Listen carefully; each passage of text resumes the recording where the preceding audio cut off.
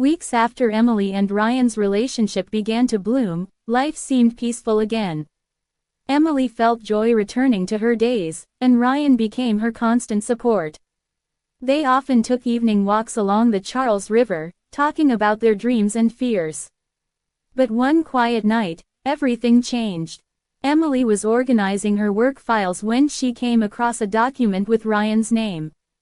It was an old company project file from a year ago, one that mentioned a scandal involving an employee named Ryan Mitchell from Chicago, accused of mishandling funds and vanishing before the audit.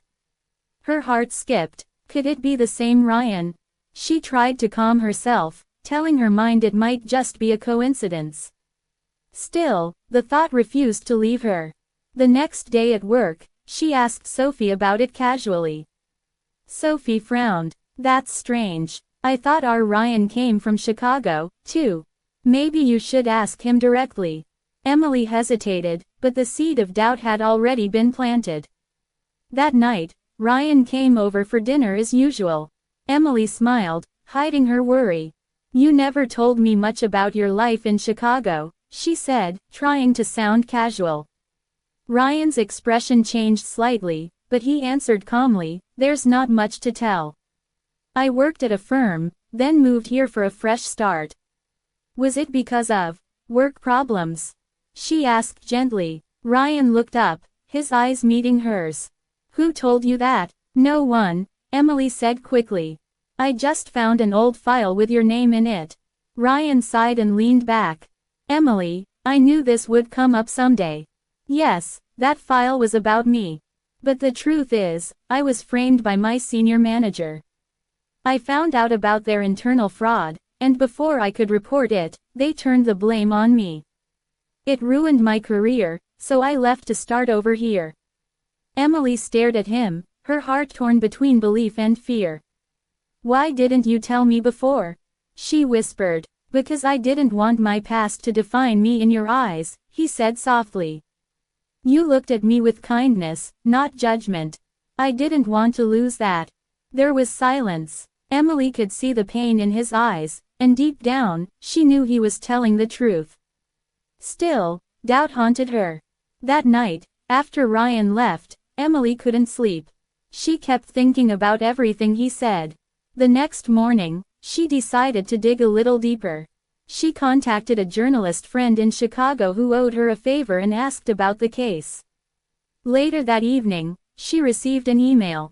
It confirmed Ryan's story. The real culprit had confessed 6 months ago, clearing Ryan's name. Emily felt relief wash over her. Tears filled her eyes as she realized she had doubted the man who had done nothing but protect and care for her. The next day, she went to Ryan's office. Without saying a word, she hugged him tightly. I'm so sorry I doubted you, she whispered. Ryan smiled gently. You had every right to ask. I'm just glad you know the truth. Life slowly returned to normal, but fate had another test waiting. A month later, Emily received an offer to design an interior project in New York City, a dream opportunity. It meant moving away for at least a year. She told Ryan about it one evening as they sat near the river. His face turned serious. That's amazing, Emily. You deserve it. But it means leaving Boston, leaving you, she said softly. Ryan smiled faintly. I don't want to be the reason you hold yourself back. Go chase your dream. If what we have is real, distance won't destroy it. Tears welled in her eyes.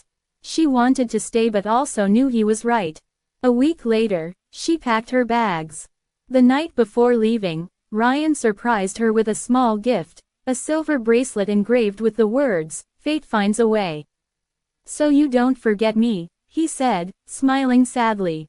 Emily hugged him, whispering, never. In New York, work consumed her.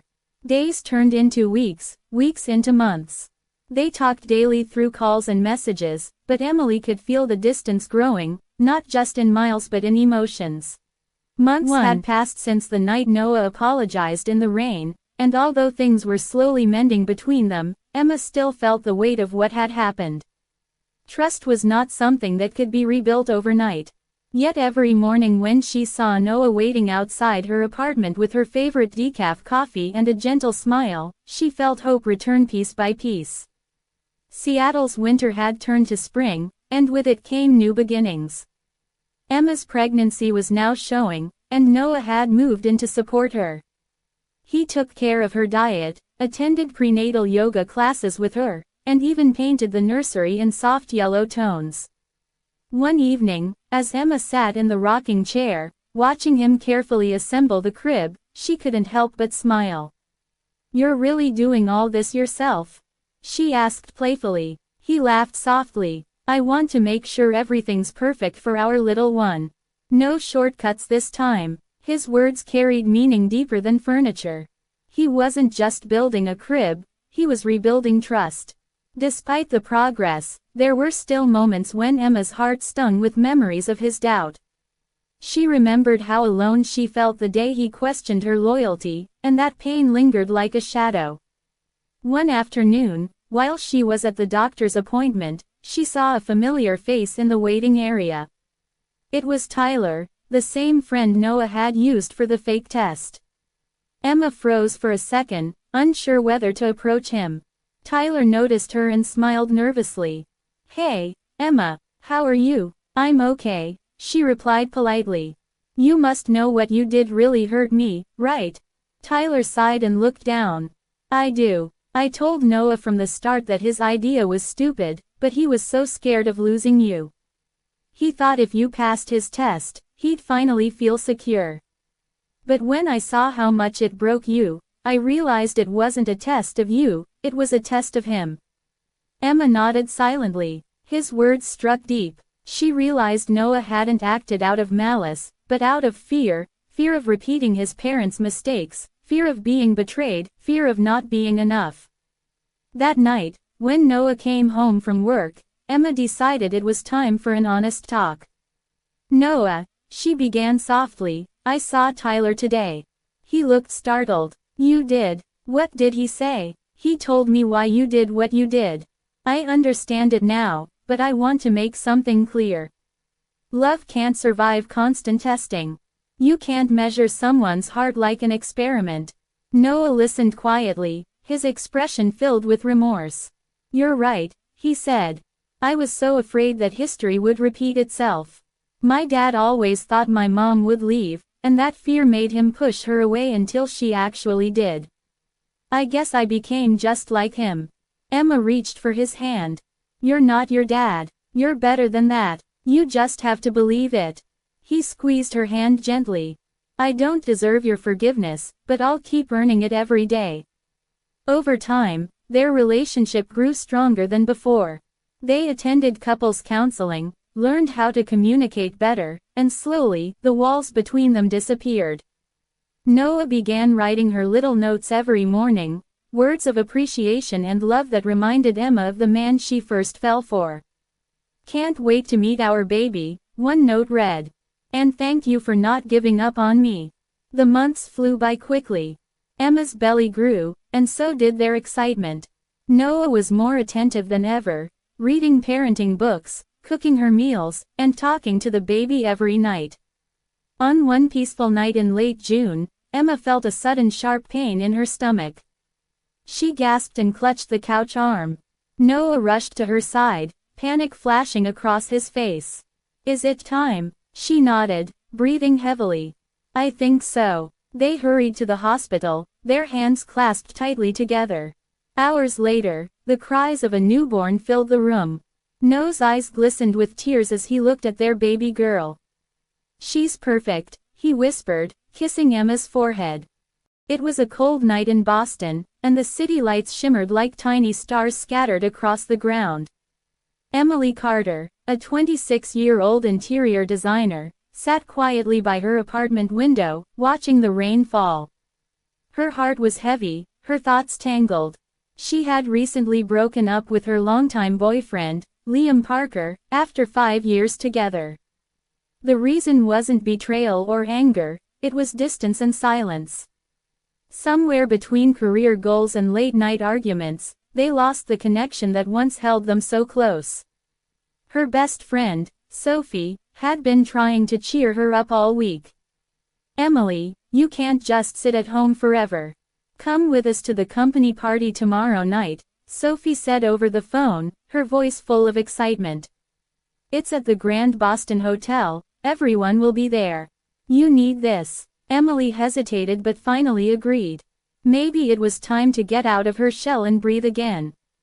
The next evening, Emily dressed in a simple blue dress, her hair tied in a low bun.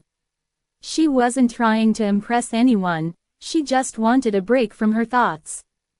The party was lively, the music soft, the laughter loud. Sophie introduced her to colleagues, and for a moment, Emily felt like she belonged again. She grabbed a glass of juice and walked to the balcony to get some air. While she stood there, she noticed a man sitting alone on a bench near the hotel garden. He looked lost, quietly staring at the city lights. Something about his stillness caught her attention. A few minutes later, the same man entered the hall. Their eyes met briefly, and Emily quickly looked away. Sophie, noticing her distraction, smiled.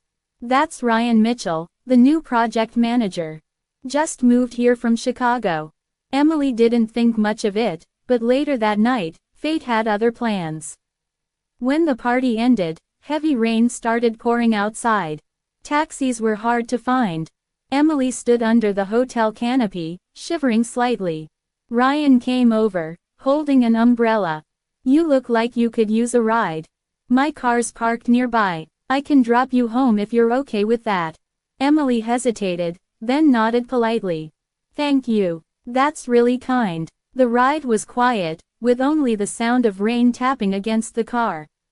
Ryan spoke first. "Rough week?" he asked. Emily smiled faintly. "Something like that. Just trying to move on from a few things."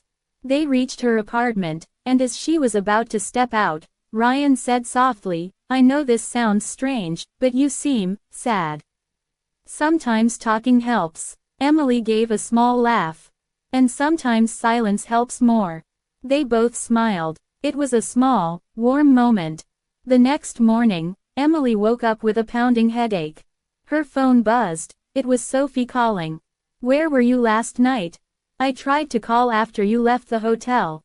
Emily frowned. "I came home and went straight to bed." Sophie paused. "No, you didn't. Ryan said you dropped your purse in his car. He came back to return it but couldn't reach you." Emily froze. She looked around and noticed her purse wasn't in her apartment. Confused, she checked her messages. There were none. She quickly called Ryan back. "Hey, sorry about last night," she began. "It's fine," he said. "You were half asleep when I brought you to your door. You asked me to wait to make sure you got inside safely. Then you said something about forgetting your keys, so I helped you open the door. Don't worry, you fell asleep right on the couch. I left right after." Emily's cheeks burned with embarrassment. "Oh no, I don't even remember that." "Thank you, that's very kind of you." "It's okay," Ryan replied gently. "We all have bad days." Still feeling awkward, Emily decided to meet him for coffee that afternoon to thank him properly.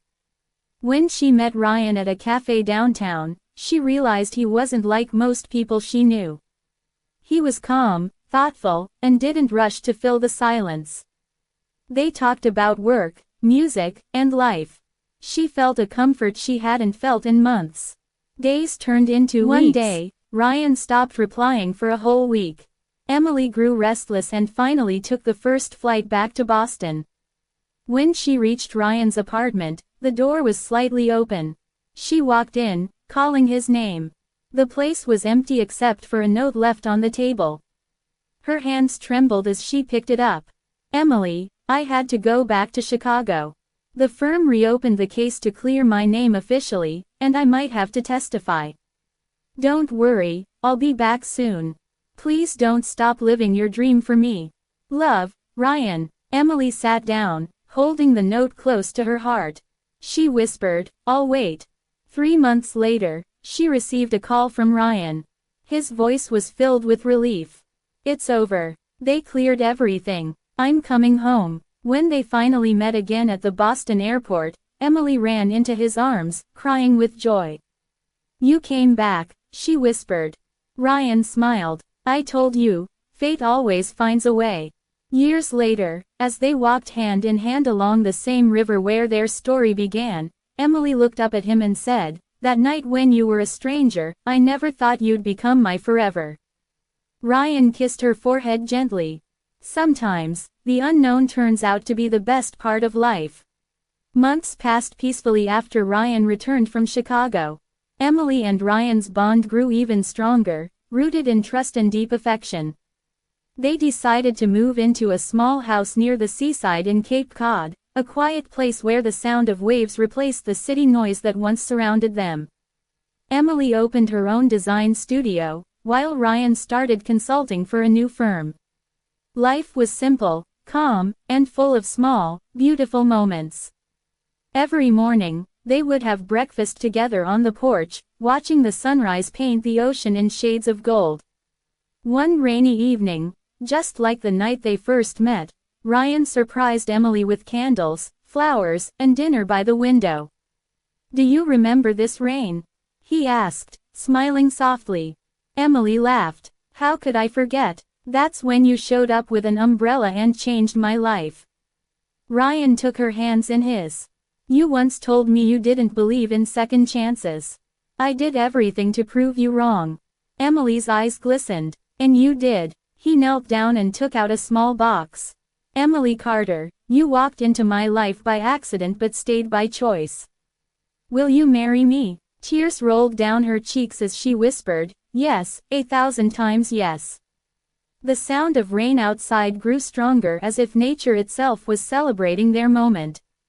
Months later, they were married in a small beach ceremony attended by Sophie and close friends. As Emily walked down the aisle in her simple white dress, she thought about how far they had come, from strangers to lovers, from doubt to destiny. After the ceremony, Sophie hugged Emily and said, "I told you one day you'd thank the rain." Emily laughed through tears. "You were right." As the sun set, Ryan and Emily stood hand in hand, watching the horizon. "Do you ever think about that first night?" Emily asked. "Every single day," Ryan said softly. "If that night hadn't happened, I would never have met you." She leaned on his shoulder. "It's funny, isn't it? The night that broke me also brought me the person who made me whole." Ryan smiled, tightening his arm around her. "That's what fate does. It breaks us only to rebuild us stronger." Years later, as they watched their little daughter run along the same beach, Emily felt her heart swell with gratitude. She whispered to herself, "He was once an unknown person, but now, he's my whole story." And as the waves crashed against the shore, she realized that love doesn't always arrive with grand gestures. Sometimes, it simply walks in on a rainy night, holding an umbrella.